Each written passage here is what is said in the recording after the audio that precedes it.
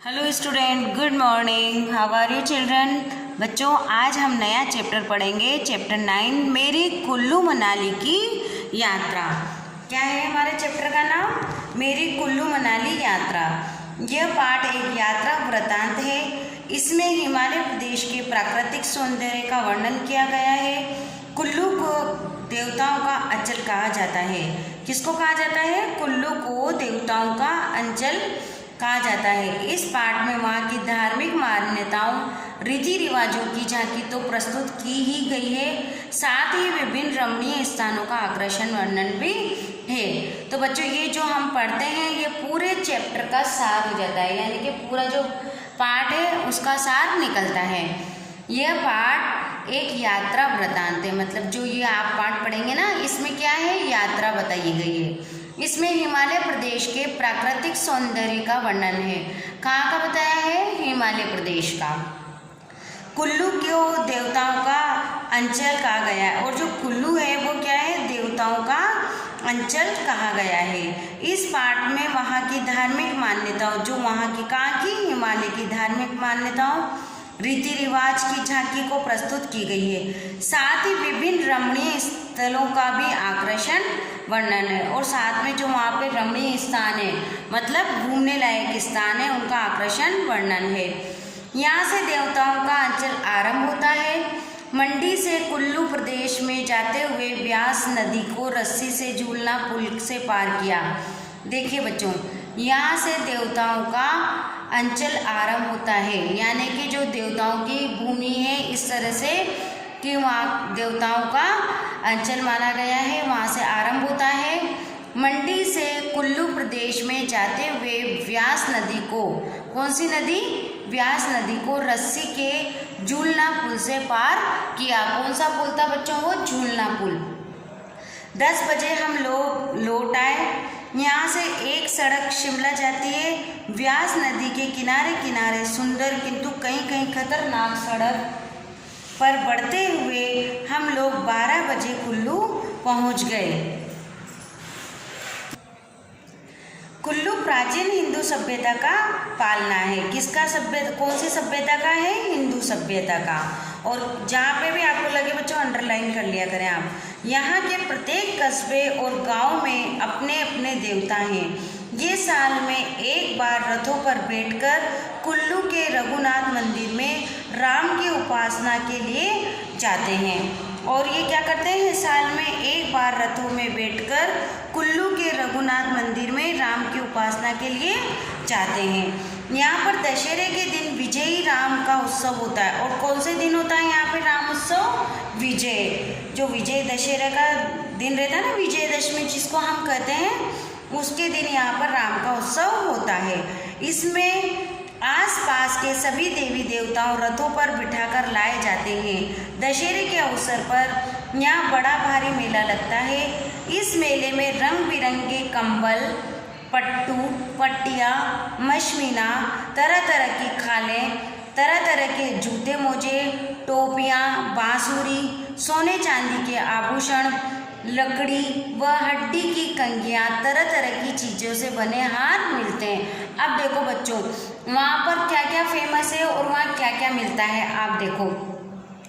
उस मेले में रंग बिरंगे कंबल और पट्टू पट्टियाँ, पश्मीना, पश्मीना जो बिछाने के ओढ़ने के रहते हैं ना, पश्मीना, तरह तरह की खालें, तरह तरह के जूते मोजे, टोपियाँ, बांसुरी, सोने चांदी के आभूषण और लकड़ी व हड्डी की कंघियाँ, तरह तरह की चीज़ें से बने हार मिलते हैं। जो ये सब चीज़ें कहाँ पे मिलती है?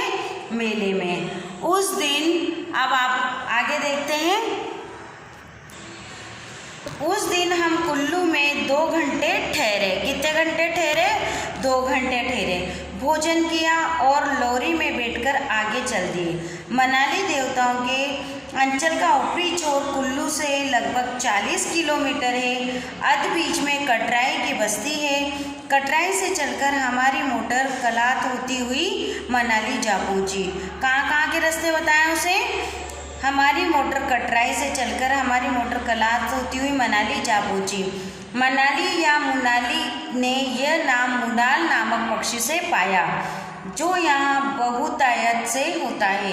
ये पक्षी अत्यंत सुंदर होता है। अब देखो बच्चों, यहाँ पे जो मनाली या मुन्नाली ने ये मुन्नाल नामक पक्षी से पाया। अब ये जो नाम है मनाली या मुन्नाल किसको कहते हैं? जो एक पक्षी था, कौन सा पक्षी था? मुन्नाल। उस पक्षी के नाम से ही इस नाम को पाया। ये पक्षी अत्यंत सुंदर होता है। सेब और नाशपाती के लिए मनाली संसार का सबसे बढ़िया स्थान है। वहाँ पर क्या क्या मिलता है? सेब और नाशपाती। मनाली की 2 बस्तियाँ हैं। अब मनाली में कितनी बस्तियाँ हैं? 2 बस्तियाँ हैं। एक तो बाहर से आकर बसे हुए लोग द्वारा बनाए गए बंगलों और बाजारों वाली बस्ती, जो दाना कहलाती है। एक बस्ती तो कौन सी है? जो बाहर के लोग आए हैं, उन्होंने बनवाए हैं वहाँ के बंगले, बाजार, उसे तो हम दाना कहते हैं। और दूसरी मील भर ऊपर चलकर खास मनाली गांव की, और थोड़ी सी जो है दूसरी जो बस्ती है वो ऊपर पहाड़ पर चढ़कर या ऊपर चलकर खास जो मनाली का गांव है, मोटर दाना तक जाती है। कहाँ तक जाती है? मोटर दाना तक। दाना से सड़क व्यास नदी पार करके तोहा तांग की जोत से लाहौल को चली जाती है, और फिर ये सड़क पार करके तोहा तांग की जोत से कहाँ पर चल जाती है? लाहौल। इसमें थोड़ी दूरी पर वशिष्ठ नाम का गांव है, जहाँ गर्म पानी का कुंड और मंदिर है। अब देखिए कौन सा गांव है वहाँ पर? वशिष्ठ गांव। कहाँ पर? लाहौल को चली जाती है, और इसमें थोड़ी सी दूरी पर ही वशिष्ठ नाम का एक गांव है। उस गांव में गर्म पानी का एक तो कुंड है और मंदिर है। अब आते हैं हम पेज नंबर 71 पर। कहते हैं कि वशिष्ठ ऋषि ने यही तपस्या की थी। क्यों नाम बताया है इसका? क्योंकि यहाँ पर जो वशिष्ठ ऋषि थे हमारे, उन्होंने यहाँ तपस्या की थी। यहाँ के पानी में गंधक की मात्रा अधिक है, जो स्वास्थ्य के लिए लाभदायक है। और जो उसका पानी है वो उसमें क्या है? गंधक की मात्रा है, इसलिए वो स्वास्थ्य के लिए भी लाभदायक है। तोहन तांग की जीत पर ही व्यास कुंड है। यहाँ से थोड़ा हटकर व्यास नदी निकलती है। तोहन तांग का मार्ग बहुत रमणीय है। व्यास नदी बहुत तीव्र गति से चल उतरती है, और जो तोहंग तांग के बारे में हम पढ़ रहे हैं वह क्या है? व्यास कुंड है, और यहाँ से हटकर व्यास नदी निकलती है। तोहंग तांग का जो मार्ग है वह रमणीय है। व्यास नदी बहुत तीव्र गति से उतरती है। दाना के दूसरी ओर पहाड़ के ढलान पर चिड़ के जंगल में हिंडीबा देवी का मंदिर है। अब देखो, जो 2 बस्तियाँ बताई थी, इसमें एक बस्ती थी जो बाहर के लोगों ने बसाई थी, तो दाना बस्ती के दूसरी ओर जो पहाड़ के ढलान है वहाँ पे क्या है? चीड़ के जंगल। चीड़ यानी चीड़ के पेड़ होते हैं, उसमें हिंडीबा देवी का मंदिर है। कौन सी देवी? हिंडीबा देवी का मंदिर है। लकड़ी से बना यह 4 मंजिला मंदिर दर्शनीय है। और अगर आपको कभी पूछा जाए कि यह मंदिर काहे से बना हुआ है, तो हमें याद होना चाहिए ये लकड़ी से बना हुआ है। ये मनाली स्वास्थ्य लाभ के लिए गया। वहाँ के सौंदर्य को देखकर मैं बहुत आनंदित हुआ।